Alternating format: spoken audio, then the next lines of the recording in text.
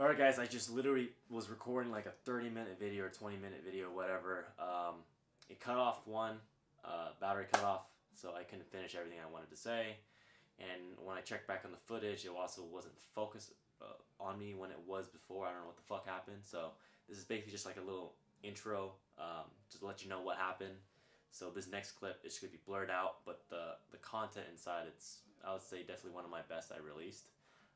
So you guys don't even need to watch it, just listen to it if anything. It's the actual content that's really good when you listen to that type of shit. And yeah, so let's jump right into it.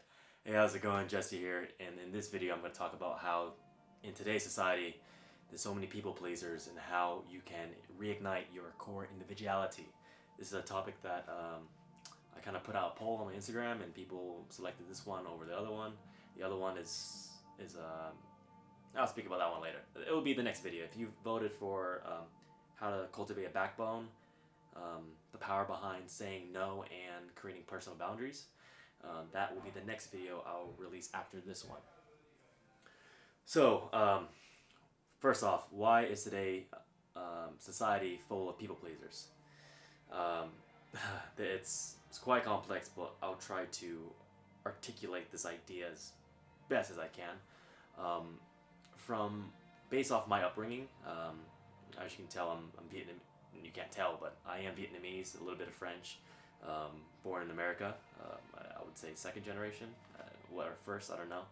Basically, my family were from Vietnam, and I was the one that was born in California. But yeah, so with my upbringing, the culture is very, very different from the rest of American culture. For one, respect is a huge, huge thing. It is like, if you don't respect your elders, or if you go against its tendency, you're greatly frowned upon. So for example, if I spoke loud in front of family friends, or if I somehow disrespected my family, they would give me this look, or they would speak to me behind the scenes how that was very disrespectful, that's not good, and just shaming me, basically. And in this type of upbringing, it really made me become a people pleaser. So I had this tendency always trying to gain acceptance from others. I had this tendency always trying to kiss people's ass just to hopefully they would approve of me. And when you keep on having this habit as you grow older and older, you care a bit too much about what people think about you. And if you behave in this way for too long, it's a very unhealthy way of living. And I just foresee a future that you're literally never going to be happy, because you're constantly trying to satisfy everybody but yourself, because you care a bit too much, way too much, about what others think about you as opposed to your own opinions of yourself. And the thing is, this whole people-pleasing thing, on a deeper, primary human nature layer, is there for a reason. We want to please others, or also get others' acceptance, because that was a difference between life and death back in the day. So if you imagine the savannas, like, if you weren't accepted by your tribe, you would be exiled, so that leaves you very vulnerable to death, because no one's looking after your back. Neighboring tribes could kill you. Nearby predatory animals could kill you as well.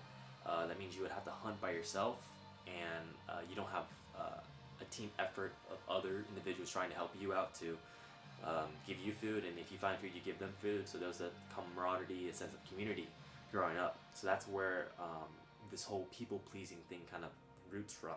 It literally comes from, if you don't accept me, I'm gonna die. And we kind of experience that type of emotion. And if you think back to, for example, high school, like, I think this is during a time for everybody where it was so vital that you'd just be a part of a tribe amongst the community of high school, because if you were an outcast, you just felt these very terrible, bad emotions.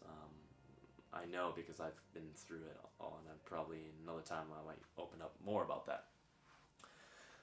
So that's where it comes from, this whole wanting to please and get acceptance from others.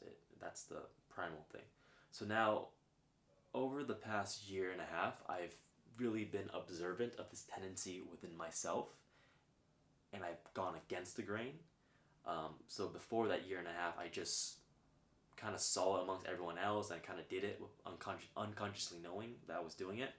And then when it kind of when I had that epiphany, oh fuck, I'm like quite a fucking people pleaser. I'm doing everything to please everybody. And then I started going against the grain, and like I started being more selfish in my thinking. I started to just take a step back and just try to like not be so programmed to kiss people's ass as my upbringing has done, and I'm pretty sure other areas of my other stages of my life, such as my adolescence and going into my young adult times as well, just trying to gain acceptance from others. And so I noticed a tendency amongst other people where even though I'm thinking about a time where I had a mutual friend just randomly bumped into a high school friend, and she felt obligated to be really nice to her, even though truly inside she had not liked her at all. She had very disgusting behavior. She was mistreating people. She made these little subtle comments that were just kind of like made me and all our friends kind of like, what the fuck? Why'd you just say that? That's so weird. Those type of things.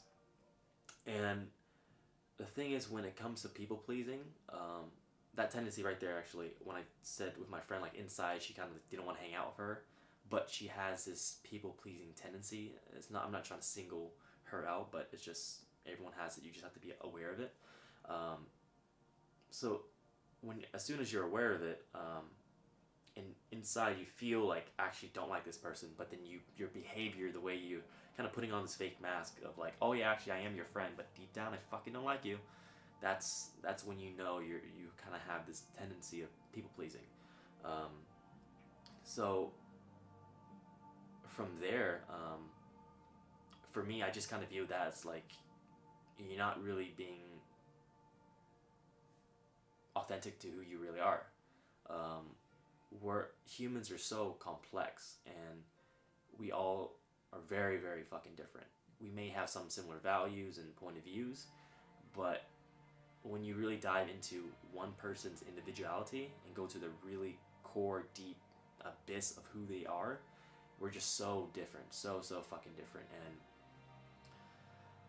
it's something that it sucks because we have all been kind of brainwashed and reconditioned, programmed in a certain way during our upbringing to kind of fit in. I think of elementary school, how we're kind of like forced to line up in a certain way, raise your hand, and basically squash who you really are. And if you're someone that ever looks at kids, for me personally, whenever I look at kids, I feel this very positive sensation within myself. I just look at a kid and just think to myself, like, that's how all of us truly should be, all of society. There's an element about kids that just really radiates their own individuality. They really don't care what other people think about them. They could be screaming and all this type of stuff and just laughing and doing little silly things like doing the floss dance in the middle of a dinner, for example. And that childlike spirit gets stripped away from us as we get older and we enter the real world. So I think when everyone looks at kids and just sees how they can behave so free-spiritedly, that radiance, that vibrance that kids release, I think deep down all of us kind of envy that. And that's the thing, these kids are so complex and different, like themselves, all of them are, and they're just like us. But adults tend to be on the side of being programmed to behave in a certain way to get society's acceptance, which really squanders the whole the expression of their own individuality that you can see amongst kids. And it's a really sad thing. And I think in a different context, like for me, I do personally like to go out to bars and clubs and stuff like that. I enter this headspace where all I care about is just having fun. Like that's all I think about. Just I can behave like a kid, but I've noticed it projects this aura that really draws in people, because if you think about an environment like that, people just want to have fun. They go out to have fun and laugh and have a good time, and throughout their days they might be at a job that they hate, or they had a stressful day, so they want to blow off some steam. And I've noticed like they kind of just see that childlike spirit within myself, and they kind of want a bit of that, and then they want to like speak and fool around and like dancing wise, and just I don't know.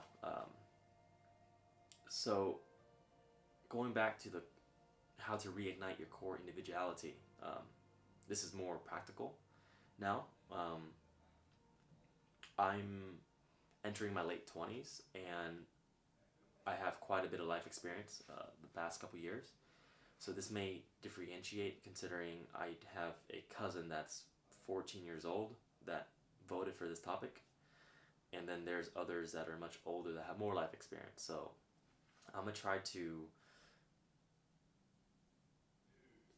say something a bit more practical so all age ranges can take it in. So try to think about or write down, even that'll be better, the top 10 best experiences of your life.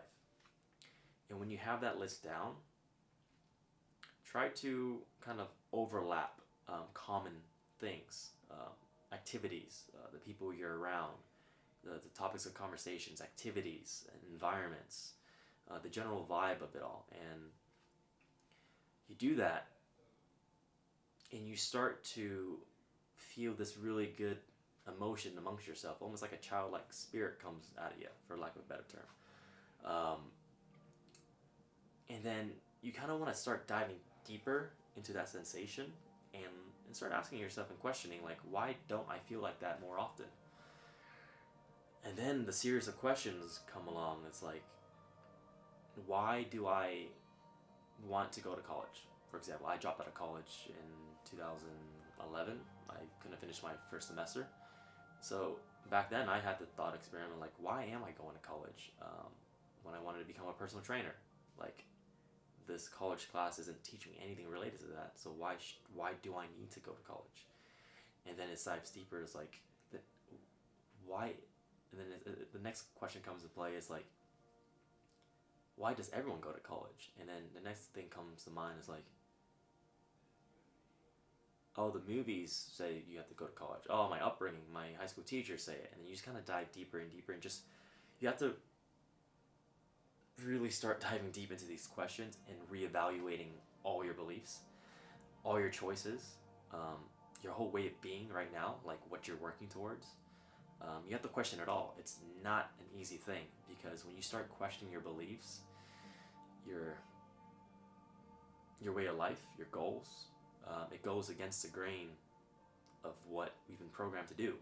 And there's a good chance that if you're watching this video, your surroundings, from your friends, your family, to your colleagues, your acquaintances, they all have this certain way of being. And if you notice a tendency that everyone's headed in in the same direction, for me personally, when I see that, something goes off in my head like, Jesse, you need to go the opposite way. I don't fucking know why it is. It's just a sensation amongst me. It's just like, all the sheep are headed that way. Just be the one that walks that way. So I had this image in my head, like, imagine if you're all cows, right? You're all cows, and you see all the rest of the cows entering this fucking cage, and then you notice from a distance that it's a slaughterhouse. You just stop, but everyone keeps on going there. And you're thinking, why the fuck would I go that way when I know what's going to happen, the outcome, which is death for these cows? I know, weird analogy, but it's like, basically, they're just brainlessly walking and following everyone else to essentially have a outcome that you don't find desirable. So from there, you just turn around and go the opposite way. And I'm getting all over the place here, but it's just such a complex topic of trying to understand your own individuality. If I can elaborate further, you have to have some time for yourself. Get away from your phone, get away from your relatives, get away from your friends, and really be with yourself. A lot of us have a tendency that we don't feel comfortable being alone. We always have to distract ourselves because our thoughts get a bit too overwhelming. But our thoughts are trying to communicate something to us here. Where the thoughts are coming from. In spirituality, I don't like the terminology, but apparently I do speak like I am spiritual, but in my mind I'm just not. But there's a thing called the self amongst all of us. And the self is always trying to communicate like a message to us through emotions and just sensations and feelings. And it's our responsibility to almost kind of like try to interpret that. It's like, what is it trying to communicate to me? And when you really listen to the self right there, I truly believe that's like who you are as a core. That's like the self is like your own individuality. If I can give you more of a tangible thing, and that part of you, I just feel like it's coming from here, but it's always trying to help you express yourself in your own unique way. And whenever you follow the crowd, or you get suppressed, or you decide to turn that off, it feels bad. There's bad emotions with it, and next thing you know, you're making choices that are not for you. You're making choices that are to please others, to make them happy, to live up to a certain standard of that they cultivated. And imagine you start living this life. I'm thinking about a certain individual that basically got lost. I know deep down inside what this person wants to do, but their current path is not that at all. They're deciding to go a different route, which is a bit more socially acceptable, and it's the complete opposite of life that this person dreams about and what they're moving towards, from location, environment wise, people that they're surrounding themselves with, or in just day-to-day activities and all such like that. And this person's going through a really hard time right now. It does sadden me to think about it.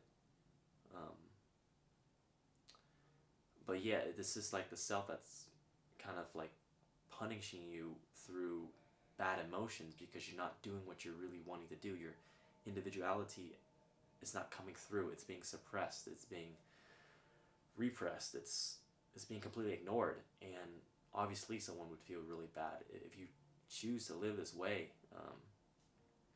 I can't force anyone to live a certain way, but there's no other outcome. There's no other result that you can expect if you're expecting to do these self destructive behaviors and things that aren't moving you towards what you really want. Like that's literally insanity. You're doing something that is not going to result in what you actually want, and it's a difficult fucking thing to do, to go against the grain, to kind of, again, to quote the title, reignite your core individuality.